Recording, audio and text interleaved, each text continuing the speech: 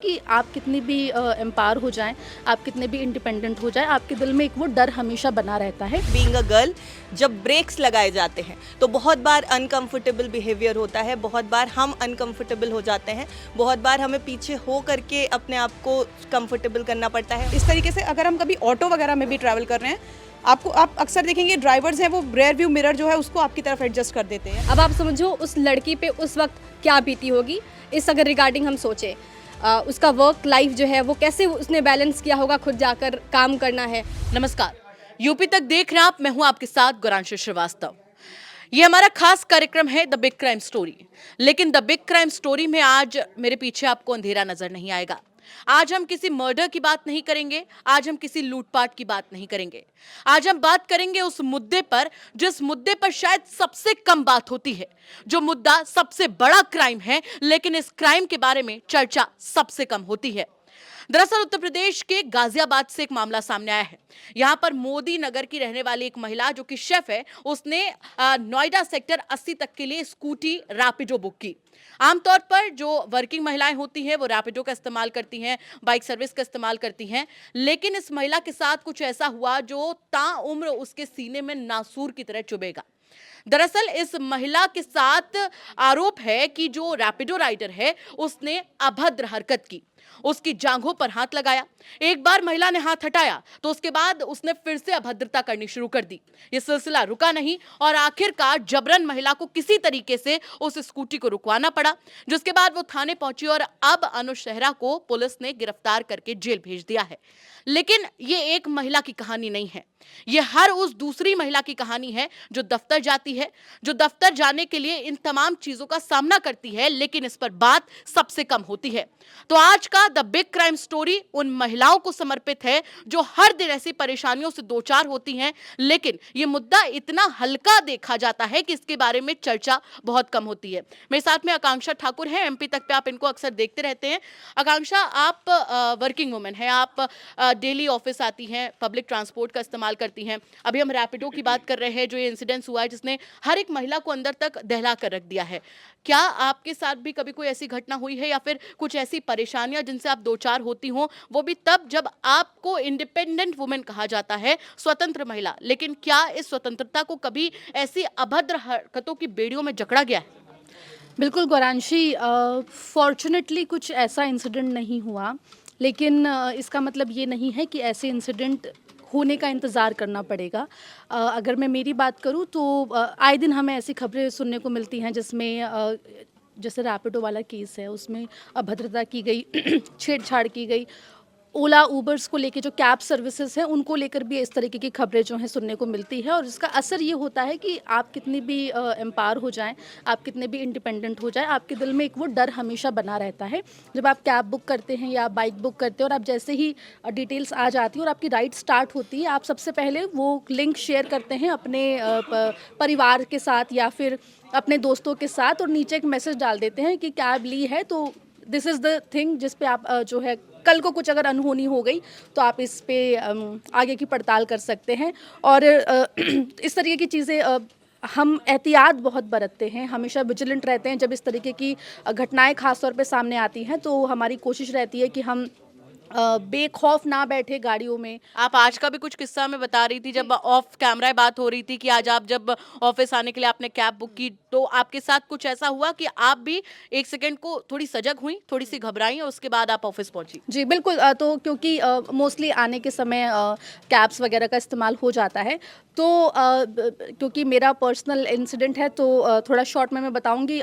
जो कैब मैंने बुक की थी उसमें ड्राइवर के अलावा एक और बैठे हुए थे, और जब मैंने उनसे पूछा कि आप यहाँ पर कैसे, और हुआ ये कि मैं कुछ काम में बिज़ी थी तो मैंने इस बात पे ध्यान नहीं दिया कि कोई और भी आगे वाली सीट पे बैठा हुआ है। और जब मैंने उनसे पूछा तो उन्होंने कहा कि वो नया नया अभी ड्राइवर है, वो नए नए कैब का इस्तेमाल कर रहे हैं तो मैं उन्हें सिखा रहा हूँ।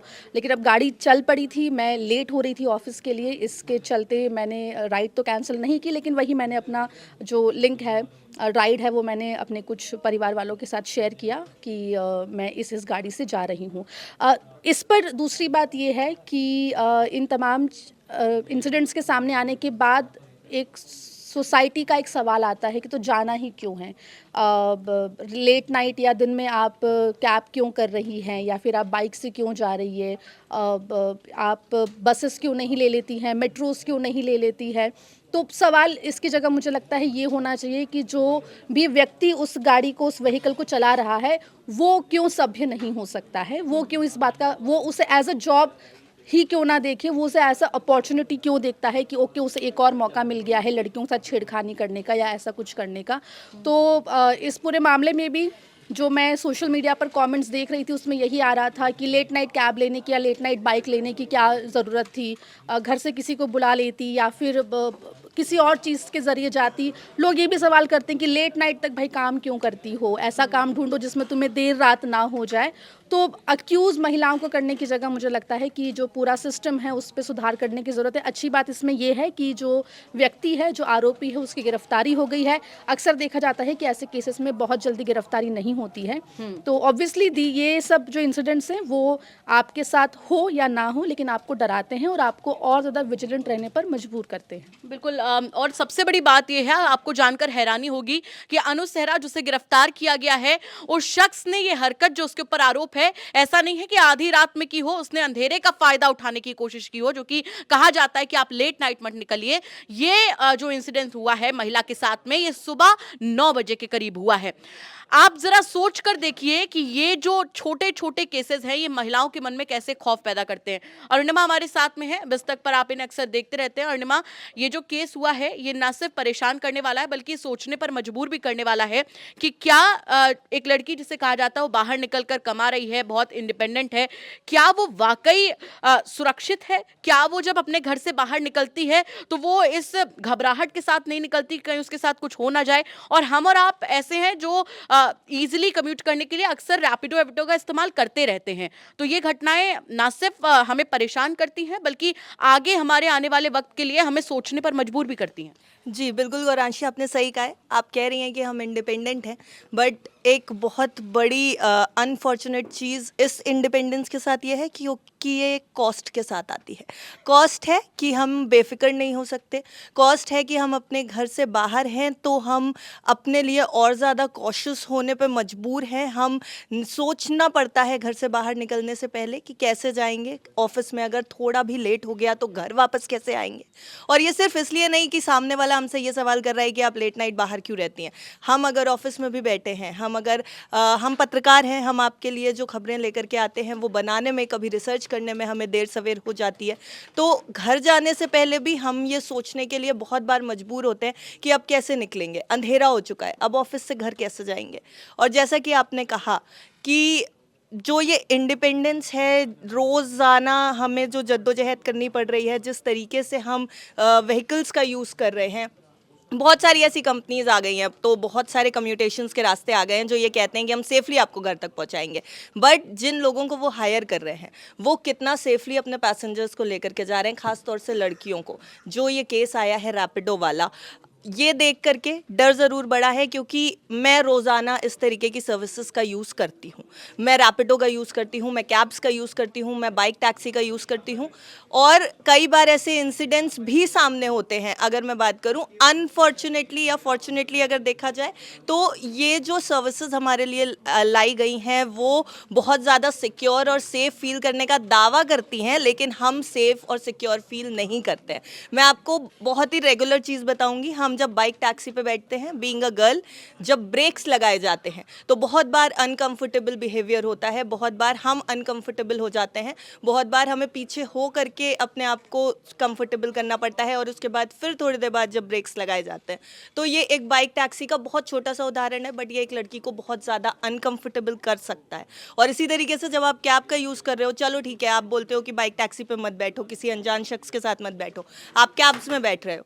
कैब कब कहाँ मुड़ जाती है अंधेरे में, कैब ये क्यों बोलती है कि ये रूट शॉर्ट है या हम इस रूट से लेकर के जाएंगे, ये भी एक बहुत बड़ा सवाल है। और इस तरीके की ये चीज़ें, अगर आपके साथ कुछ बहुत बड़ा नहीं भी घट रहा है, आप बहुत किस्मत वाले हो, लेकिन ये छोटी छोटी चीज़ें भी बहुत इम्पैक्ट कर रही हैं।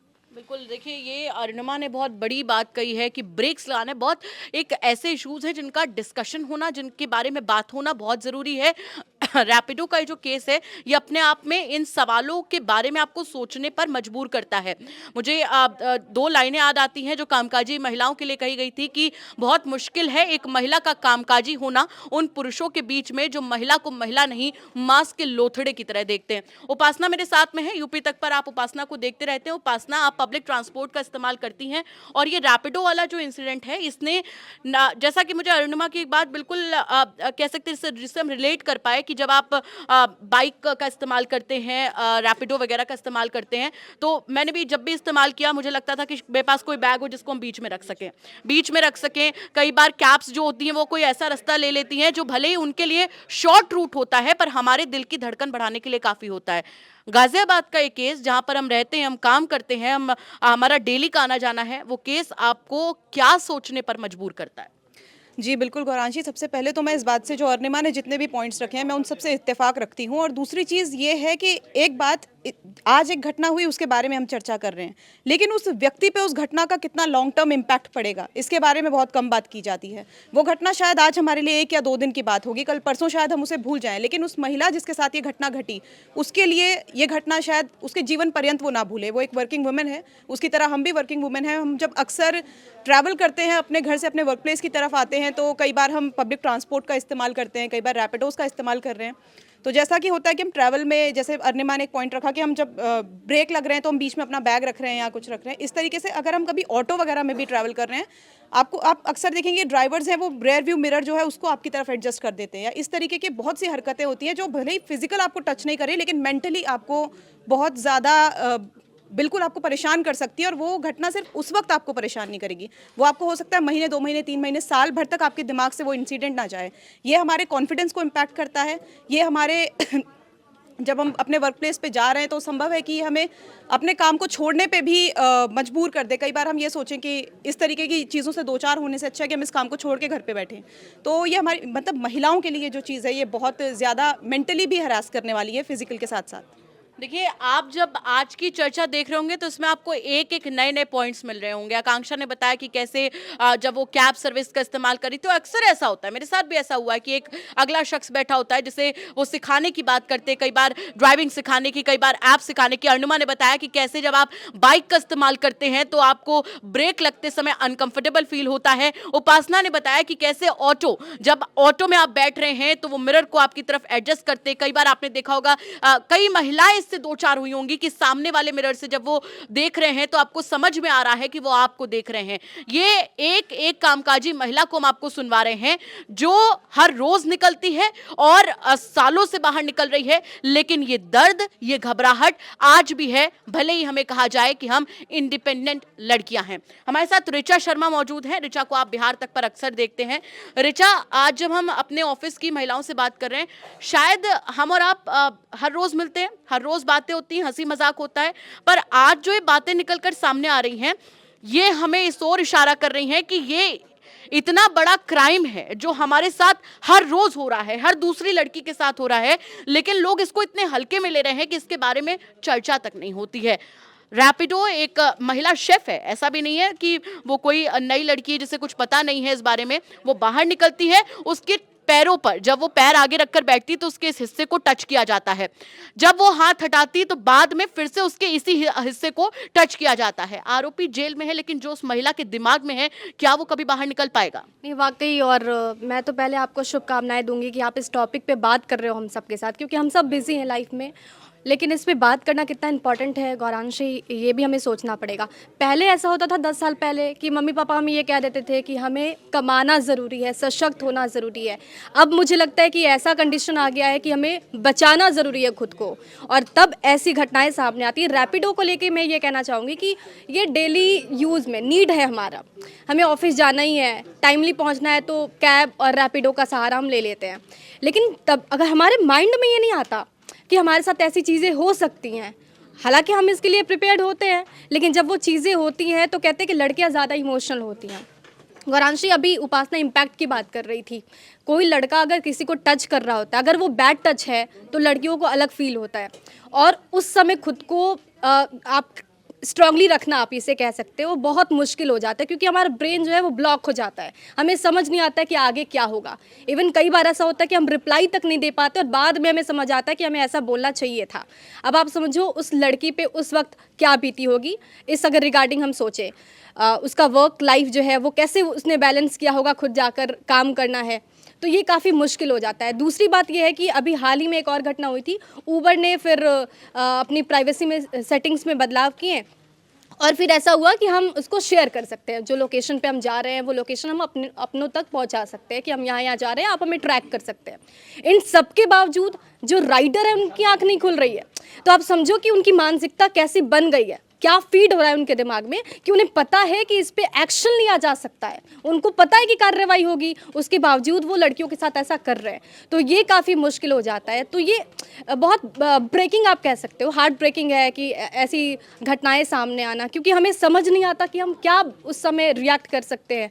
हम भले ही सशक्त हैं, हमें पता है कि हम रिएक्ट कर सकते हैं, हम बोल सकते हैं, हम आवाज़ उठा सकते हैं, लेकिन क्योंकि ब्रेन काम नहीं करता और इसका इम्पैक्ट सब पे होगा, सोशल इम्पैक्ट हो सकता है, हमारे काम पे इम्पैक्ट हो सकता है। तो ये बात करने की ज़रूरत है इस टॉपिक पे और ये बहुत दुखद है। बिल्कुल, देखिए इसमें हम ये भी कहना चाहेंगे कि हर जो ड्राइवर है जिसके साथ आप जा रही हैं, बैठ रही हैं, वो ऐसा नहीं है। एक्सेप्शंस आर एवरीवेयर, ये बात कही जाती है, लेकिन आजकल की जो हालात चल रहे हैं उनमें एक्सेप्शंस की जो तादाद है वो बढ़ती जा रही है। ये चिंता का बड़ा विषय है। ये हम 5 लड़कियों का मुद्दा नहीं है। आपने 5 लड़कियों को सुना, पांचों ने अपनी अपनी अलग अलग परेशानियां बताई, जो इस ओर इशारा करती हैं कि महिलाओं के प्रति क्राइम कहाँ बढ़ रहा है, कैसे बढ़ रहा है, किस मेंटालिटी के साथ बढ़ रहा है। ये घटना अपने आप में कई बड़े और गंभीर सवाल खड़े करती है। सबसे बड़ा सवाल तो यहां पर यह खड़ा होता है कि महिला सुरक्षा के तमाम दावे करने वाले इस प्रदेश में महिलाओं की स्थिति बद से बदतर ऐसे कैसे होती जा रही है। और उससे बड़ा सवाल यहां पर यह खड़ा होता है कि पब्लिक ट्रांसपोर्ट, रैपिडो और तमाम जो हम लोग कैब्स का इस्तेमाल करते हैं, अगर उनको लेकर हमारे मन में ऐसा डर बैठता जाएगा तो महिलाएं जाएं तो आखिर जाएं कहां।